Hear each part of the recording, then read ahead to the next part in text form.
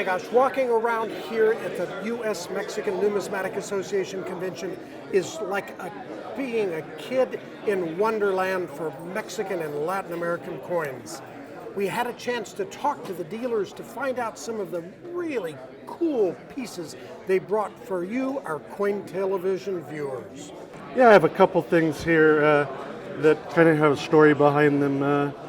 This coin here is a Mexican 8 reales portrait type, and it has a lot of small marks on it that are called Chopmarked.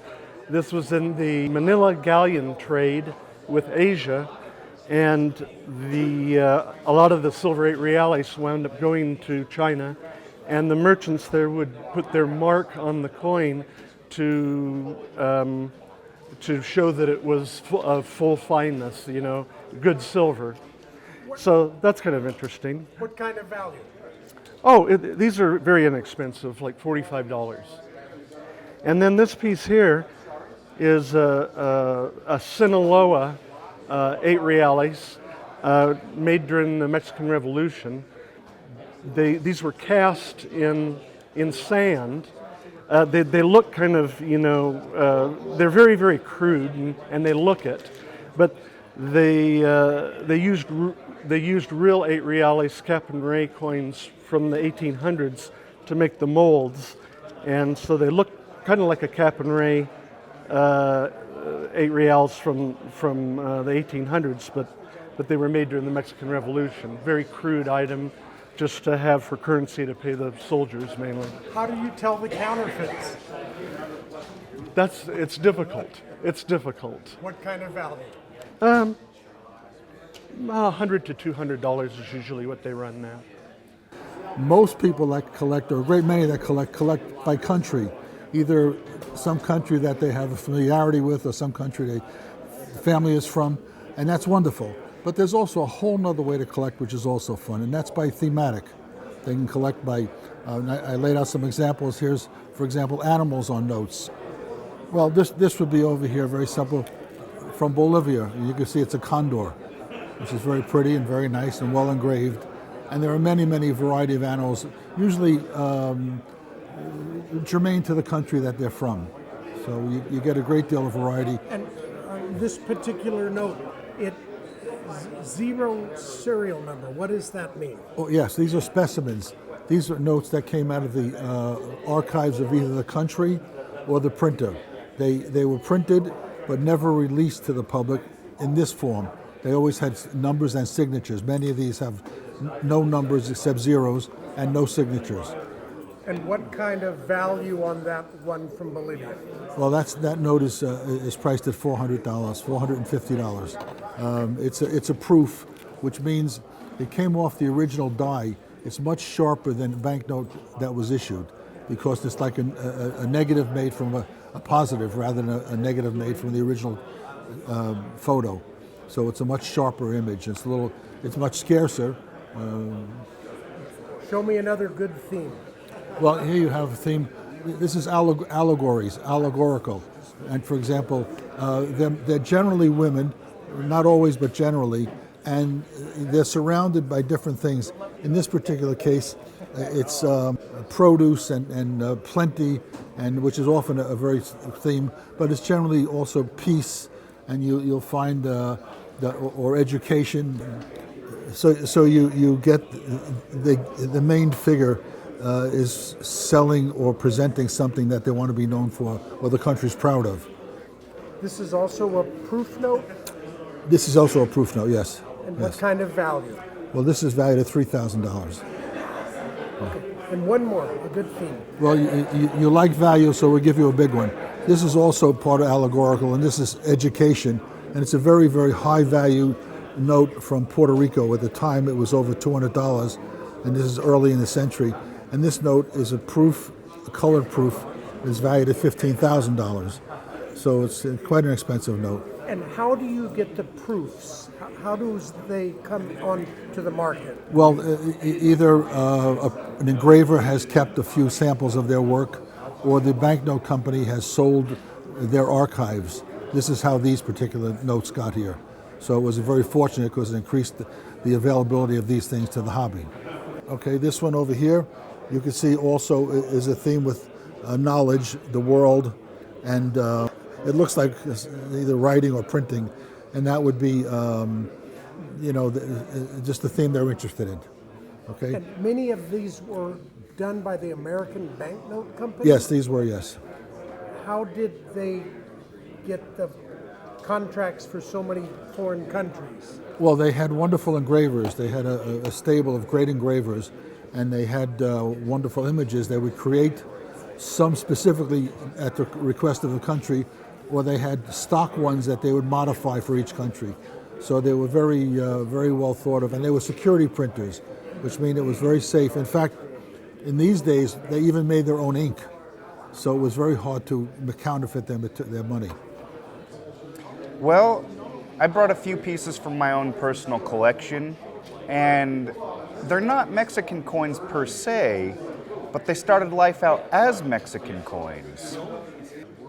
The first coin that I have is a 960 Reis from the Rio de Janeiro Mint, 1820, where at this time they were taking silver out of the silver market, bust 8 reals, other crowns that circulated there, and completely overstriking them because it was much easier to buy a coin already produced than to make your own planchets. Now, what's interesting about this piece is that there's a countermark underneath the overstrike where it was countermarked for use in British Honduras, which is now Belize, on a Mexican coin, and you can see the assayer's letters right here. It's very faint, and you may not see it from the camera, but it's JJ, which those are the assayer's letters for Mexico between the years 1813 and 1818. So it is a Mexican coin, but it's not a Mexican coin. It has its roots in Mexico. And at the time my father sold this in 1982, the countermark underneath the Brazilian coin was considered of a spurious nature. And what this shows, since there's no official documentation for the British Honduras countermarks, what this shows is that this countermark was contemporary to the time, being applied prior to 1820. So it's very important as a coin because it proves authenticity and at the very minimum contemporaneous application. What kind of value? $1,500 to $2,500, somewhere in that ballpark, depending on how hot someone got for it. The next coin I have is a Mexican Cob, which I recently acquired. It's probably a Philip IV. I haven't studied it for very long, but it's a Mexican Cob that has been severely cut down, weighs about 21 grams as opposed to 27 grams, so that's a huge decrease in weight, where it was countermarked for use in Tunisia in North Africa. And it's really a fascinating piece. The first one appeared in the mid-90s, and it came out of Turkey, which that makes sense. At the time these were produced, or at the times these were countermarked, it was the Ottoman Empire, which was based in Turkey. And so this was done in the 17th century, mid-17th century. There's about 10 different pieces known for different denominations. Only 4 and 8s are currently known, 4 and 8 reals. Some of the countermarks are dated, which place them in the 1630s, 1660s, 1680s. So they did it for a prolonged period of time. And in 2002, there was a horde of about 300 cobs that were found in a small village in Tunisia, and 3 of them had these different countermarks on them. So that pretty much solidifies the location of where these countermarks were applied. And so I'm really stoked about these, and I'm really excited that I recently acquired this one. What would a collector expect to pay? Well, I just paid $1,000 for this piece. I thought it was a bargain at that price. I I would have paid much more for it. Well, we use this show to show our auction lots because the timing is perfect. Our auction's just a month away, a little less than a month away. So we always bring our auction lots to the show. We always have a case full of the best highlights. I brought this one out to show specifically because it's a very important Mexican coin. It is in fact a 3 reales, which was a very brief denomination made under Charles and Johanna in the early 1500s. And this is one of only 2 without problems that are known, the other one being in the Banco de Mexico collection.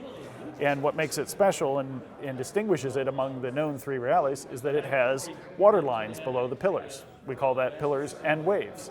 It's not a normal feature for any of the early Charles and Johanna material, but for this one particular denomination and just part of that production, they put in this design, and nobody knows why. My sister Corey, who's here with me, wrote an excellent article about all of the 3 reales and mentions this type of sub-variety for the 3 reales. What should a collector expect to pay? Who knows? A coin like this that's finest known, nobody can say. Our estimate is $35,000 and up based on a multiple of what others have sold for that are much inferior to this coin. So we'll see. It's very exciting to think about what could happen. So now this coin, that's also among our highlights for the auction, happens to be a Columbian Cob. Cobs are our specialties. They're the hand-struck coins. That makes it rare enough. But this is one of a few pieces known that have a countermark for the Spanish Netherlands, Brabant. And a very interesting story that these coins made it back to Europe and were circulated there in the wake of the big Potosi mint scandal in 1652 and prior. They needed a way to establish that these were not the fraudulent coins, these were the good coins. And so I believe the circulation value was 48 stivers in the Netherlands, within the Spanish Netherlands. Very interesting piece. Also one of the more heavily pedigreed pieces that we have in the auction, going back to the Lasser collection. We even have, which I find amusing, an auction lot tag from my very first auction years ago. So very exciting coin, one of several that we have here on display. And again, what would a collector expect to pay? That's a good question. I believe the estimate on this is $5,000 or something like that. Again, who knows what it'll sell for. That's the beauty of an auction. We never know. Okay, I thought I'd point this coin out because it is another Mexican coin, a very interesting shape and has a very pretty date there, 15, very bold and clear. What's important about this is that this was one of the very few coins that is on the market from the Witta pirate shipwreck off Cape Cod. Very few of those coins got out. They were all gifts to investors. It's been a principle of the salvager that he never sells any of the coins from the wreck. Now, what's also very important about this particular coin is the link to the 1715 fleet off the east coast of Florida. This date on this coin is a direct link to that, and I presented an article in our auction catalog explaining the link. The pirate behind the Witta was specifically, his career started by going to salvage the 1715 fleet when it happened. And from there, he went on a pirate spree, ended up sacking over 50 different ships and taking all of that treasure with him when he went down off Cape Cod. I think that we've only scratched the surface as far as what is there and what will be found. And I think it's very fortunate for collectors that this piece is even out there for people to buy. And it will be a feature in our auction. Auction estimate? I believe we put $15,000 and up as the estimate for this. And I wouldn't be surprised if it doubled that number.